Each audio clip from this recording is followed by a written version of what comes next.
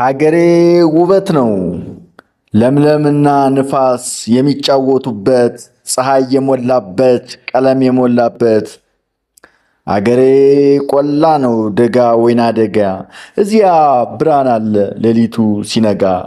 አገሬ ተራራ ሸለቆ ረባዳ፣ አገሬ ጅረት ነው ገደልና ሜዳ። ውሸት ነው በበጋ ፀሐይ አትፋጅም፣ ክረምቱም አይበርድም አይበርድም አይበርድም። አገሬ ጫካ ነው እንስሳት አራዊት የሚፈነጩበት፣ በወጥመድ ሳይገቡ ሳይነካቸው ጠላት። እዚህ ያለ ነፃነት በአገር መመካት፣ በተወላጅነት በባለቤትነት እዚያ አለ ነፃነት። አገሬ ሀብት ነው ጎመኑ ስብ ጮማ፣ ቆሎው ክትፎ ስጋ፣ ድርቆሹ ፍትፍት ነው ቃሪያው ሙክት ሰንጋ። እጅ ነው ወለላ ከኮኛክ ይነጥቃል የመንደሩ ጠላ። እህሉም ጣዕም አለው እንጀራው ያጠግባል፣ በዓሉ ይደምቃል ሙዚቃው ያረካል፣ ጭፈረው ዘፈኑ ችግርን ያስረሳል። እዚያ ዘመድ አለ ሁሉም የእናት ልጅ ነው ሁሉም የአባት ልጅ ነው። ጠላትም አንዳንዴ ይመጣል መቃብር፣ ባላጋራም ቸር ነው የአገር ልጅ ሲቸገር። ገነት ነው አገሬ ምን ነው ምን ሲደረግ ምን ነው ለምን እንዴት፣ ዘራፊ ቀማኛ ገዳይ ወንበዴ፣ ንጹሐንን ይረድ ንጹሐንን ይግደል። ጥረኛ አፈር በእጁ ስንዝር ወሰንን አልፎ የተቀደሰውን የአፍሪካ ላይ ደሴት ሳያገኛት ባያገኝ ለማርከስ ጠላት ይመኝ እንዴት፣ ንጹሐንን መግደል መቅደሷን ማቃጠል ደግሞ ማፈናቀል እኮ እንዴት ኧረ ወዴት። እምቢኝ አሻፈረኝ አሻፈረኝ እምቢኝ አሻፈረኝ እምቢኝ። አገሬ መቅደስ ነው መቅደስ ነው ሀገሬ፣ አድባር ነው ሀገሬ፣ እናትና አባቴ ድኸው ያደጉበት፣ ከአያት ከቅድመ አያት የተረካከቡት፣ አፈር የፈጩበት መቅደስ ያነጹበት፣ ስጋ ከወደሙ ወስደው የበሉበት፣ ጥርስ የነቀሉበት። አገሬ አርማ ነው የነፃነት ዋንጫ፣ በቀይ የተጌጠ በአረንጓዴ ቢጫ። እንዴት ዛሬ ሆነች የገዳይ መፈንጫ፣ እንዴት ዛሬ ሆነች የባንዳ መፈንጫ፣ ማንም የሚመታት በጥፊ በርግጫ። እሾህ ነው አገሬ በጀግኖች ልጅ አጥንት የተከሰከሰ፣ ጠላት ያሳፈረ አጥቂን የመለሰ። አገሬ ታቦት ነው መቅደስ የሃይማኖት፣ ዘመን የፈተነው በጠበል በጸሎት። ለምለም ነው ሀገሬ ውበት ነው ሀገሬ ገነት ነው ሀገሬ። ብሞት እሄዳለሁ ከመሬት ብገባ፣ እዚያ ነው አፈሩ የማማ ያባባ። ሳስብ እሄዳለሁ ስሳብ እሄዳለሁ ቢሰበርም እግሬ፣ አለብኝ ቀጠሮ ከትውልድ አገሬ አለብኝ ቀጠሮ ከትውልድ አገሬ ካሳደገኝ ጓሮ ይላል ደራሲና ገጣሚ ሰዓሊ አርቲስት ገብረ ክርስቶስ ደስታ። እናት አገርን የሚያሳምረው ህንፃ ይመስለኝ ነበር፣ አገርን የሚያሳምረው መንገድ ይመስለኝ ነበር ይለናል የእውቁ ደራሲ አብርሃም አሌክስ።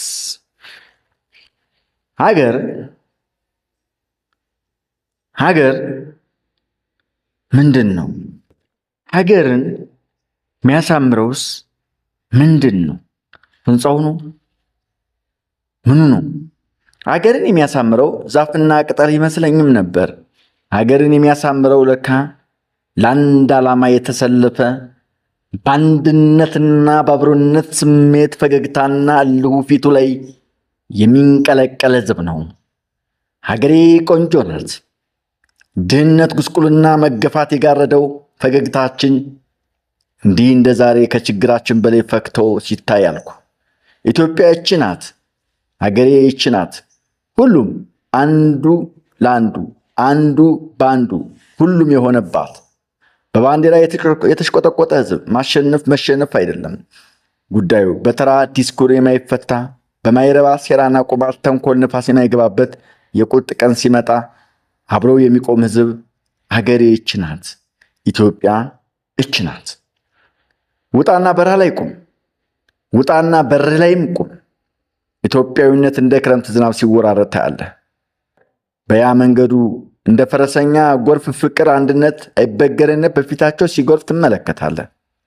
ጅንስ ሱሪው የተቀደደ ጫማው ያለቀ ምስኪን ቆዳው የገረጣ ወጣት በለበሰው ባንዲራ ድህነቱን ንቆ ስታይ የኢትዮጵያ ሕዝብ በየትኛው ደረጃ ቢራብና ቢገፋም በሀገሩ ጉዳይ ከድህነት በላይ እንደሚገዝፍ ታያለህ።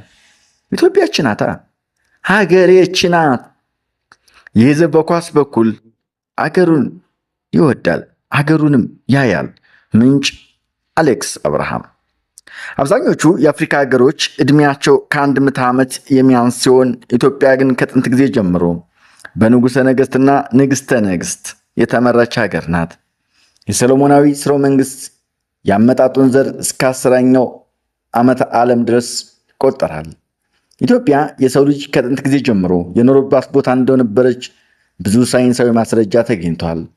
በበርሊን ጉባኤ በኩል የአውሮፓ ሀያላን ሀገራት አፍሪካን ሲከፋፈሏት ኢትዮጵያ ነፃነቷን ጠብቃለች።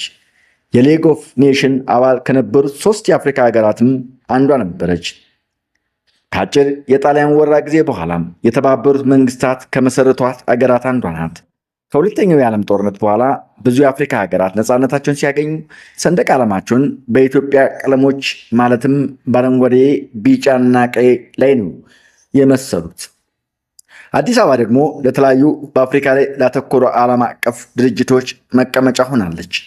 የዛሬዋ ኢትዮጵያ የትልቅ ግዛት ለውጥ ናት። ኢትዮጵያ ተፈጥሮ ያደላት ሀገርም ናት። ከአፍሪካ ትላልቅ ተራራዎች እንዲሁም ከዓለም ከባህር ጠለል በታች በጣም ጥልቅ ከሆኑ ቦታዎች አንዳንዶቹ ይገኙበታል። ታላቁ የግሪክና ታሪክና ባለቅኔ ሆሜር የኖረው ከ800 እስከ 700 ከክርስቶስ ልደት በፊት ሲሆን የግሪክን የስልጣኔ ዘመን ወይም የሄሌኒስቲክ ኤጅ ተብሎ የሚታወቀው ከታላቁ እስክንድር ዘመን አንስቶ ማለትም ከ300 እስከ 30 ከክርስቶስ ልደት በፊት ድረስ ያለው ጊዜ ነው። ይህ ማለት ኢትዮጵስ አንደኛ ከባለቅኔው ከሆሜር በፊት 1000 ዘመን ቀድሞ የነገሰ ንጉሥ ነው ይለናል ዊኪፒዲያ። ክቡራትና ክቡራን የቻናሌ ቤተሰቦች አሁን ደግሞ ወደ ዕለቱ መረጃዎች እናልፋለን። ዛሬ እንግዲህ የተለያዩ ነገሮችን ነው ያቀረብኩላችኋለሁ። ወደ ዜናዎቹ እንሄዳለን። ከዜናዎቹ ጋር አብራችን ቆዩ።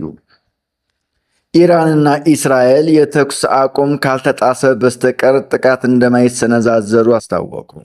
ኢራንና እስራኤል አንዳቸው በሌላቸው ላይ የሚሰነዝሩትን ጥቃት እንደሚያቆሙ አስታውቀዋል። ባለፈው ሚያዝያ የተኩስ አቁም ስምምነት ከተደረሰ ወዲህ ለመጀመሪያ ጊዜ ግጭት ውስጥ የገቡት ሁለቱ ሀገራት ጥቃት መሰንዘር እንደሚያቆሙ ይፋ አድርገዋል። ኢራንና እስራኤል አንዳቸው በሌላቸው ላይ የሚሰነዝሩት ጥቃት እንደሚያቆሙ አስታውቀዋል። ባለፈው ሚያዝያ የተኩስ አቁም ስምምነት ከተደረሰ ወዲህ ለመጀመሪያ ግጭት ውስጥ የገቡት ሁለቱ ሀገራት ጥቃት መሰንዘር እንደሚያቆሙ ይፋ አድርገዋል። ሆኖም ግን የተኩስ አቁም ስምምነት ከሆነ ጥቃት መድረስ እንደሚጀምሩ ኢራንም እስራኤልን ማስጠንቅቀዋል። ጠቅላይ ሚኒስትር ቤንያሚን ኔታንያሁ አገራቸው ለአሁኑ ጥቃት ከመሰንዘር እንደምትታቀብ ጠቅሰው ከኢራንና ሂዝቦላ ጋር የሚደረገው ትግል ግን አላከተመም ብለዋል። የኢራን ጦርም ለእስራኤል የሚያደርገውን የአጸፋ ምላሽ ከሰጠ በኋላ ጥቃት ማድረስ ማቆሙን አስታውቋል። ነገር ግን እስራኤል ጥቃት የምታደርስ ከሆነ የከፋ እርምጃ እንደሚወስድ ጦሩ አክሏል። እስራኤል በቤይሩት ላይ ጥቃት በማድረስ ኢራን እሁድ ዕለት እስራኤል ላይ የአጸፋ እርምጃ ወስዳለች። እስራኤል በምላሹ ትናንት ሰኞ የኢራን ወታደራዊ መቀመጫዎች ላይ ጥቃት አድርሳለች። የአሜሪካው ፕሬዚዳንት ዶናልድ ትራምፕ ከቢቢሲ ጋር ባደረጉት ቆይታ የእስራኤሉ ጠቅላይ ሚኒስትር ከትዕዛዛቸው እንደማይወጡ ተናግረዋል። የቅርጫት ኳስ ተመልካቾች በጩኸት ትራምፕን ተቃወሙ። በአሜሪካ ታሪክ የቅርጫት ኳስ ዋንጫ ግጥሚያ በመመልከት የመጀመሪያው ፕሬዚዳንት የሆኑት ዶናልድ ትራምፕ በውድድሩ ታዳሚዎች ተቃውሞ ገጠማቸው። ታዳሚዎች በጩኸት ትራምፕን አሽሟጥጠዋል። ማዲሰን ስኩዌር ጋርደን የተካሄደው የቅርጫት ኳስ ጨዋታ ለመመልከት ለረጅም ሰዓት የጠበቁ ተመልካቾች ትራምፕ ላይ በመጮህ ተቃውሟቸውን ገልጸዋል። የኤሪትራው ፕሬዝዳንት ኢሳያስ አፈወርቂ ለ3 ቀናት ይፋዊ ጉብኝት ወደ ግብፅ ዋና ከተማ ካይሮ ተጉዘዋል። ባለፉት ጥቂት ዓመታት ከግብፅ ጋር ያላቸውን ግንኙነት እያጠናከረ የመጣው የኤሪትራው ፕሬዚዳንት ለይፋዊ የሥራ ጉብኝት ወደ ካይሮ ሲያመሩ በዚህ ዓመት ይህ ለሁለተኛ ጊዜ ነው። ኢሳያስ አፈወርቂ ወደ ግብፅ ያመሩት እሁድ ግንቦት 30 2018 ዓ.ም ሲሆን ከፕሬዚዳንት አልሲሲ ጋር በሁለትዮሽ ግንኙነት፣ በቀጠናው ደህንነት፣ በአፍሪካ ቀንድና በመካከለኛው ምስራቅ ጉዳዮች ዙሪያ እንደሚወያዩ ተገልጿል።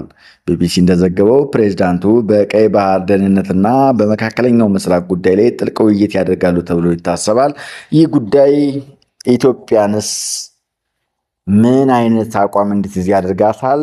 አድማጮቻችን በኮሜንት አሳውቁን። ይህ የተከዜ ቲዩብ ቻናል ነው። ላይክ ሼር እያደረጋችሁ እውቀትን ትጎነጫላችሁ። የጠራ መረጃ የተረጋገጠ ታገኛላችሁ። ተከዜ የእናንተ ለእናንተው ነው። ሰላም ዋሉልን። ቻው። እናመሰግናለን።